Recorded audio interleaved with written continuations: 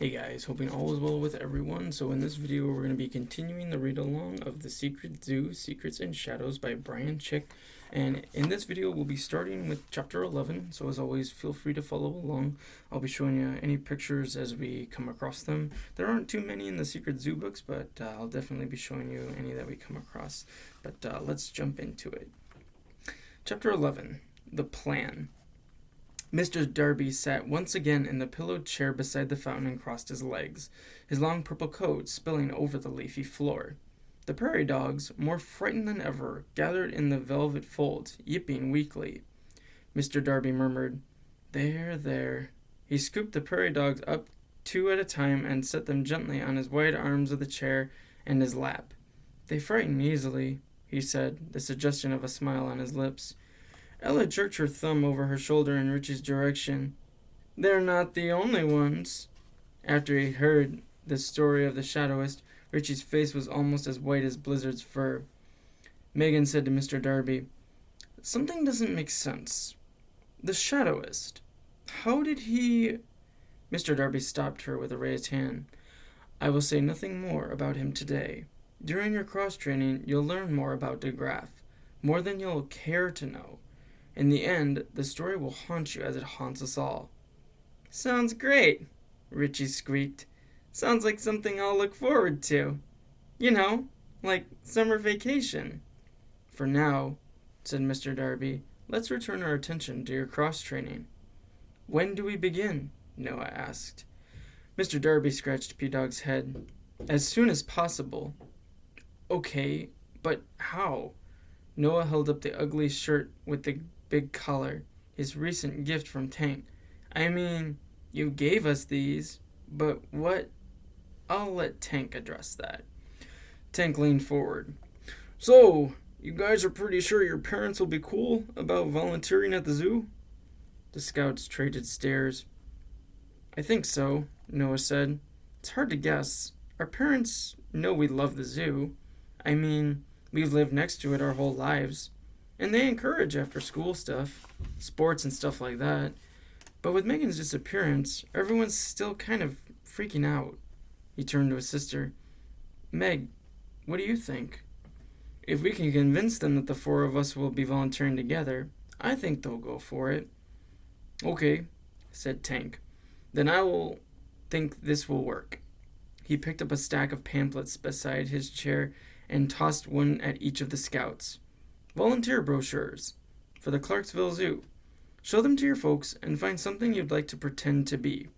As the scouts leafed through the brochures, he continued, "On cross-training days, you guys will get dressed in your—" He caught sight of Noah's shirt and searched for the right words.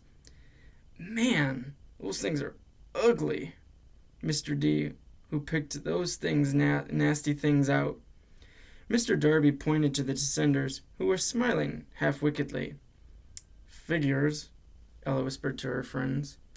The big man pried his eyes away from Noah's shirt and went on. "Anyway, you guys will get dressed in those ugly shirts and come down to the Clarksville Zoo. Any time of day, any day of the week. It doesn't matter. And we'll train you. Some of the training will take place in the Clarksville Zoo, and some will take place in the Secret Zoo, in the sectors in the City of Species." Tank jabbed his thumb at the descenders. "These bad-looking dudes over here are going to be doing most of the cross-training. I'll be instructing them.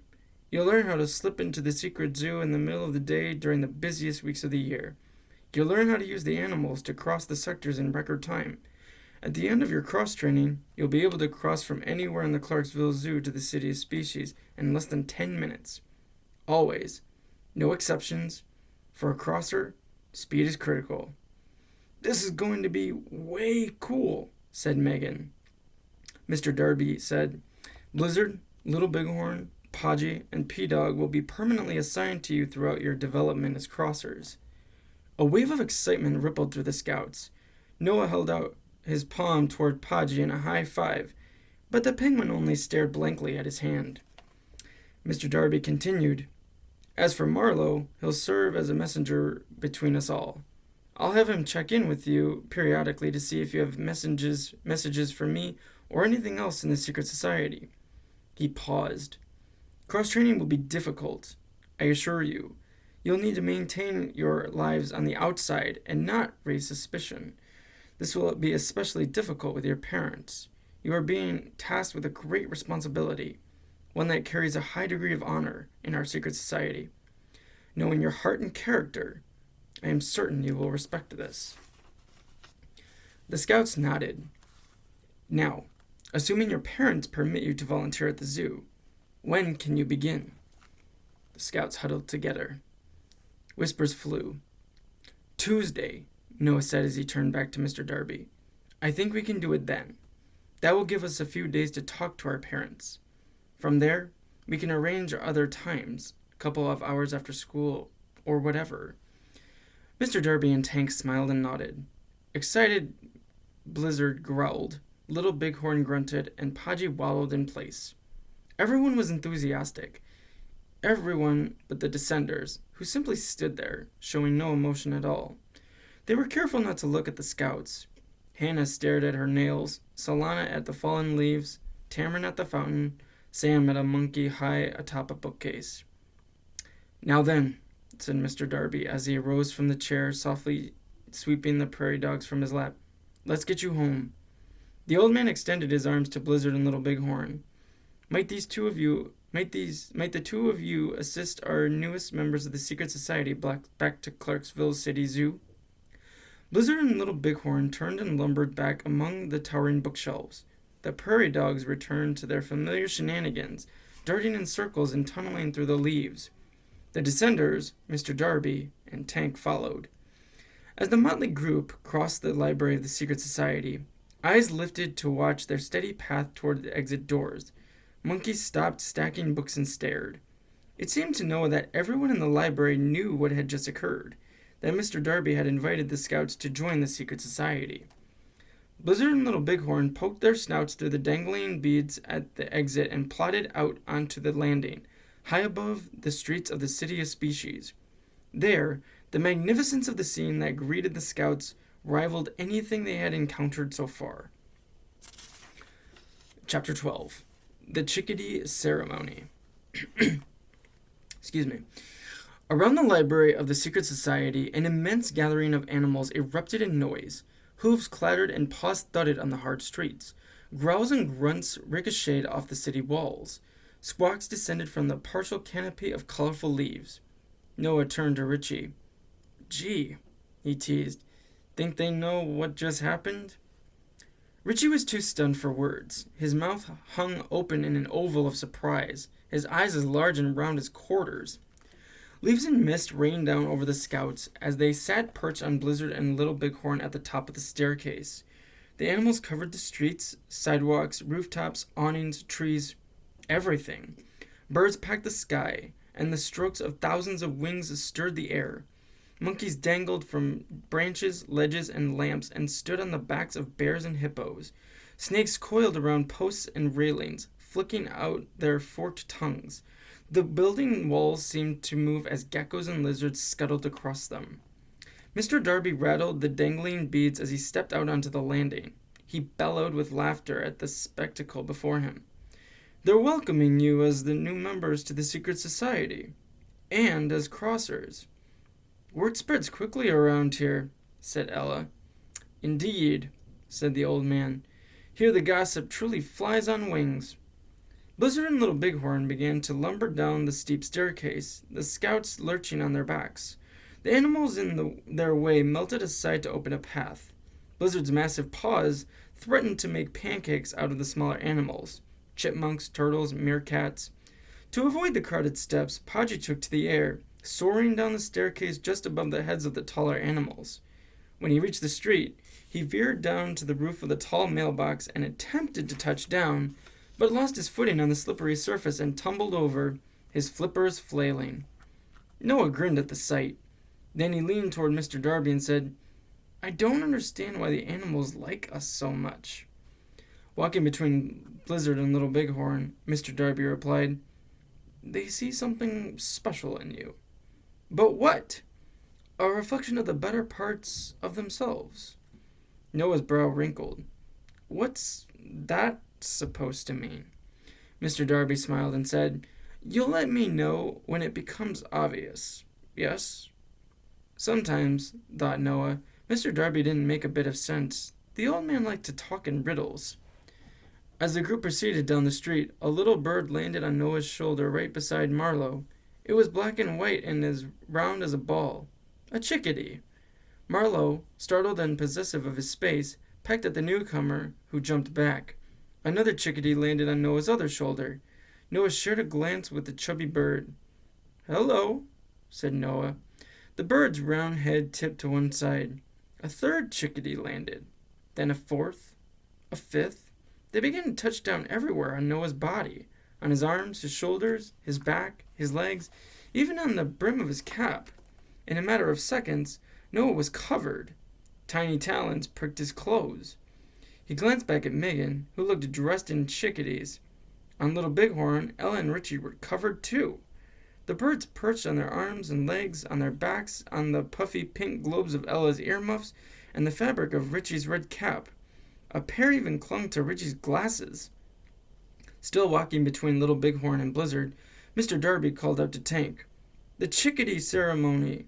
So soon?" Smiling, Tank shrugged his shoulders. "Looks like everybody loves the Scouts, Mr. D." Richie said, "Can someone please tell me what the heck a Chickadee ceremony is?" Mr. Darby and Tank erupted with laughter. Finally, Mr. Darby said, "It's the only way for you to meet the animals. All of them." "What are you talking about?" asked Richie.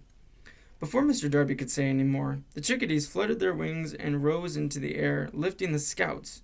Suspended by tiny claws, Noah flew forward, his toes skipping over Blizzard's head. A spasm of excitement rippled through the crowded streets. 100 animal voices, grunts and growls, hisses and howls, rose as a singular sound. The 4 groups of chickadees merged together above the heads of the animals, carrying the Scouts through the air, side by side. Giraffes ducked their long necks to avoid being hit.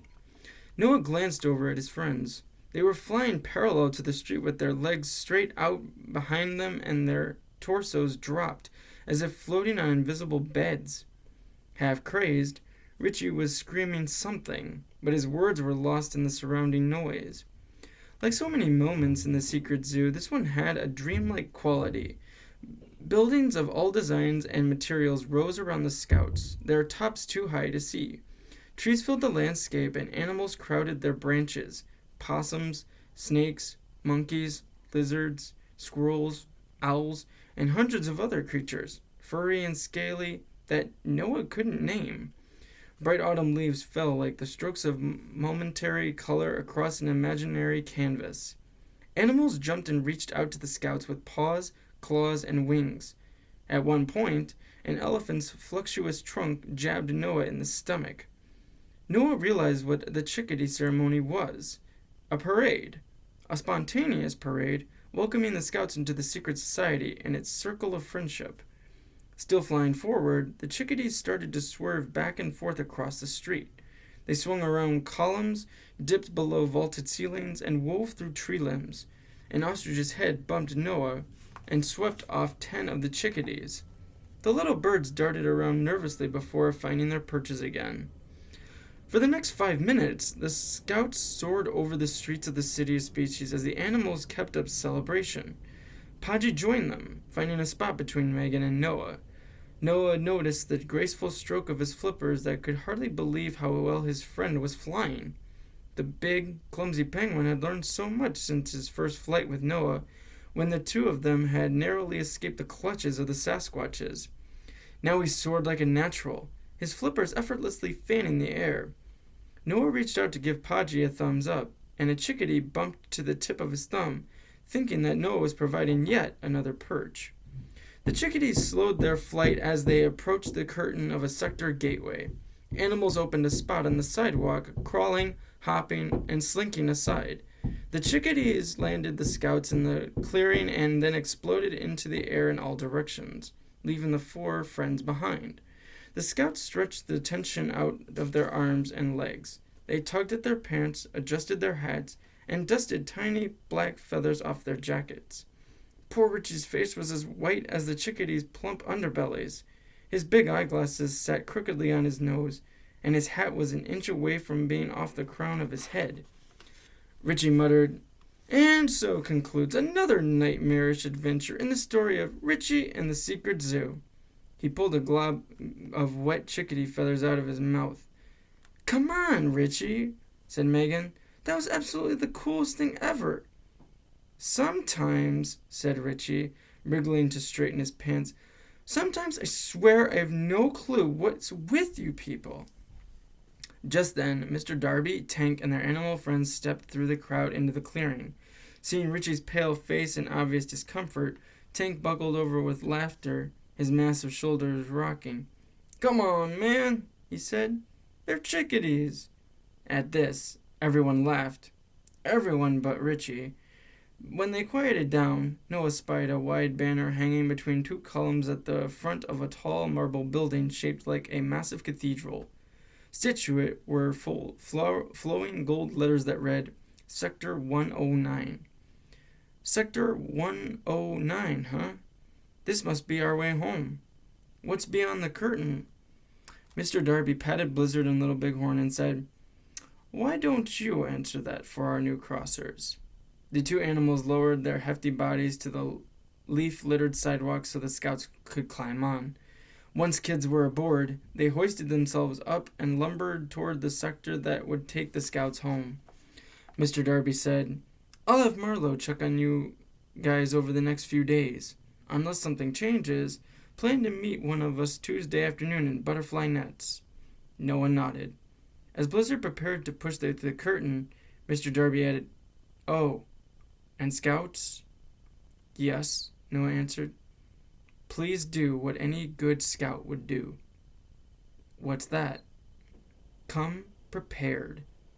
"For what?" Noah asked. Mr. Darby said, "For anything, my dear scouts. For absolutely anything." And I'll stop the video there, ending chapter 12. But in the next video, we'll be continuing the read-along of the Secret Zoo, Secrets and Shadows, with chapter 13. But I hope you guys enjoyed this video, and as always, please take good care of yourselves, and thank you so much for watching.